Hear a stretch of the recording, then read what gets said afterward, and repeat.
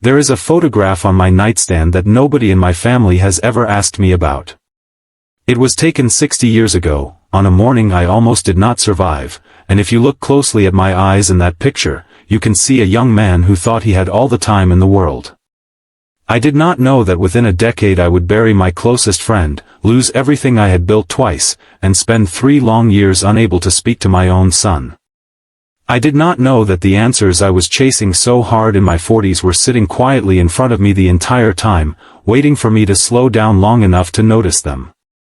Today, at 97 years old, sitting in the same chair where I have watched 9 decades pass by my window, I want to tell you the 8 things I wish someone had grabbed me by the shoulders and told me when I still had the years left to use them. I was born in a small farming town where nobody had much, but nobody complained either. My father worked with his hands until they cracked and bled, and my mother stretched every coin until it could not stretch anymore. By the time I turned 18, I had already decided that poverty would never touch my life again, and I chased that decision with a kind of hunger that scared the people who loved me. I worked jobs before sunrise and after sunset. I skipped weddings, funerals, and birthdays because I told myself there would be time for all of that later, once I had made it. That word, later, became the most expensive word of my entire life, and it is the first truth I want to hand to you before you spend it the way I did. The first truth is that later almost never arrives the way you imagine it will. I spent my 30s and 40s promising my wife a real vacation once the business stabilized, promising my children a real conversation once the workload eased, promising myself real rest once the bank account looked a certain way. The business never fully stabilized, the workload never fully eased, and by the time I looked up, my children were grown and gone and my wife had learned to stop waiting on my promises. I am not telling you to abandon ambition. I am telling you that the version of later you are imagining does not exist, because there will always be a new deadline, a new goal, a new reason to postpone the people who love you. If something matters, it has to happen inside today, in small pieces, or it may never happen at all. The second truth took me even longer to learn, and it nearly cost me my health. I believed that exhaustion was proof of worth. I wore my tiredness like a badge, bragging quietly about how little I slept and how hard I pushed, as if collapsing at the end of the day was evidence that I had lived it correctly. At 43, my body finally sent a warning I could not ignore, and I spent 11 days in a hospital bed staring at a ceiling, wondering what exactly I thought I was proving. Rest is not a reward you earn after the work is finished, because the work is never finished. Rest is fuel, and if you refuse to refill the tank, it does not matter how strong the engine is, it will eventually stop running. The third truth is about money, and I want to be honest with you about how wrong I had it. I thought money was the finish line. I thought that once I reached a certain number, everything else in my life would quietly fall into place on its own. I reached that number twice, lost it twice, and rebuilt it twice, and both times I discovered the same uncomfortable fact waiting for me at the top. Money changed the size of my problems, but it never changed the nature of them. A man who is anxious with nothing is often still anxious with everything, because the anxiety was never really about the number in the first place. Chase security, chase comfort for the people you love, but do not mistake money for meaning, because those are two very different currencies. The people who stayed close to me through both collapses were not the ones I had impressed. They were the ones I had shown up for, even when it cost me something. That distinction matters more than I can express, and it leads directly into the next chapter of what I have learned. The fourth truth is that relationships decay through neglect far more often than they end through conflict. I did not lose my son because of one explosive argument.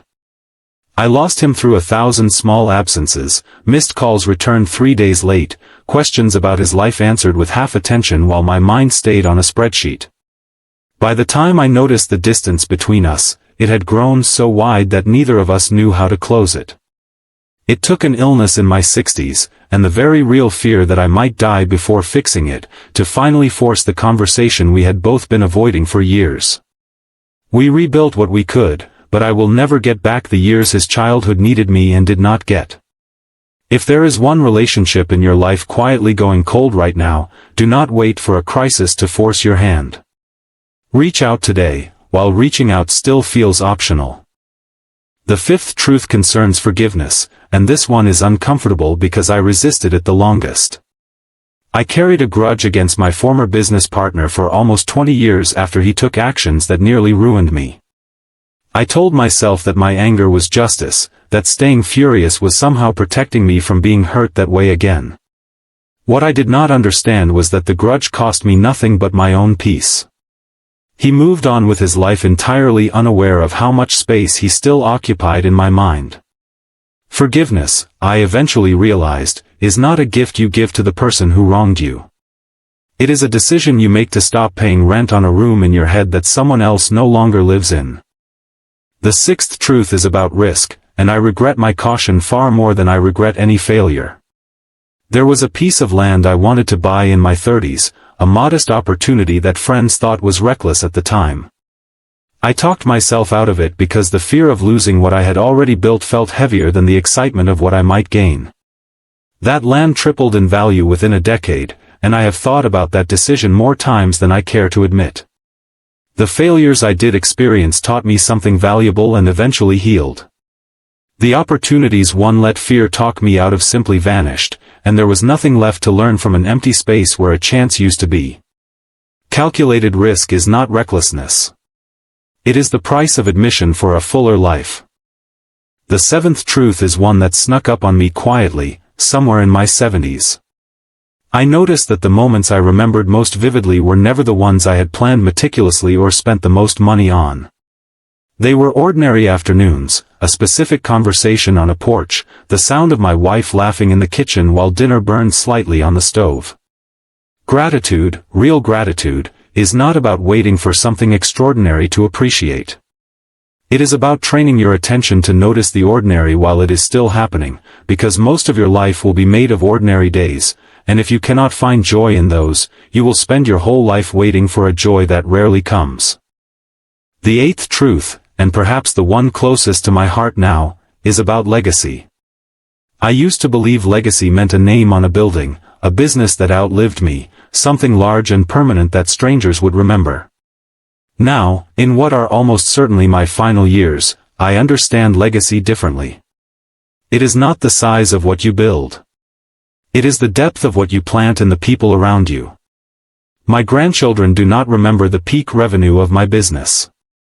They remember that I taught them to fish, that I sat with them through their worst days without trying to fix everything immediately, that I told them the truth even when a comforting lie would have been easier. That is what remains. That is what actually outlives you.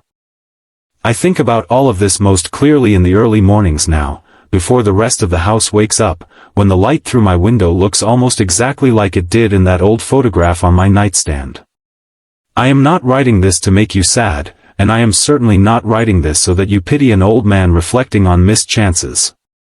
I am writing this because I still have time to say it, and you still have time to use it, and that combination does not come around as often as we like to pretend it does.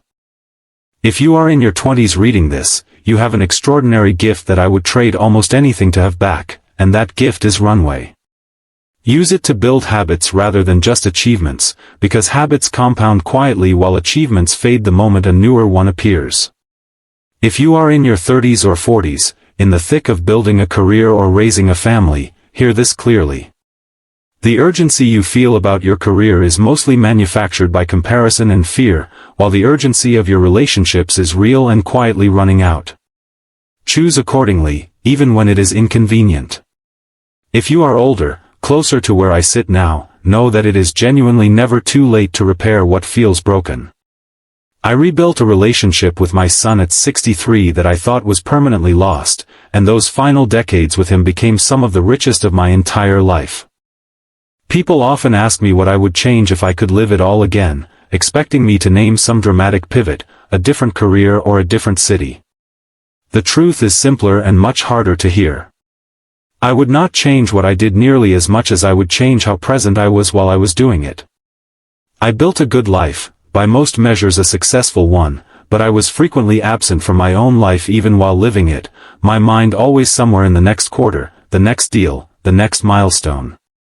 Presence, it turns out, was the one investment that would have paid the highest return, and it was also the one I neglected the most. There is a strange comfort that comes with age that nobody warns you about in advance. The urgency dissolves. The comparisons that once kept you awake at night lose their grip entirely. You stop measuring your life against your neighbor's car or your old classmate's title, and you start measuring it, quietly and honestly, against the person you were capable of becoming. I wish I had found that clarity decades earlier, but I am deeply grateful I found it at all, because many people never do. If I could leave you with a single piece of advice distilled from everything above, it would be this. Do not wait for a hospital bed, a funeral, or a milestone birthday to ask yourself the questions that actually matter. Ask them now, on an ordinary evening, while you still have the years and the energy to act on the honest answers. Call the person you have been meaning to call. Take the reasonable risk you have been talking yourself out of. Rest without guilt. Forgive without waiting for an apology that may never come. Notice the ordinary moment happening in front of you right now, because one day, if you are fortunate enough to reach my age, it is exactly these ordinary moments you will find yourself missing the most. Thank you for spending this time with me and for letting an old man share what 9 decades taught him the hard way, so that you might learn some of it the easy way instead. If this story gave you something to sit with today, consider subscribing to the channel so more of these reflections can find their way to you, and share it with someone in your life who might need to hear it before their own later quietly runs out.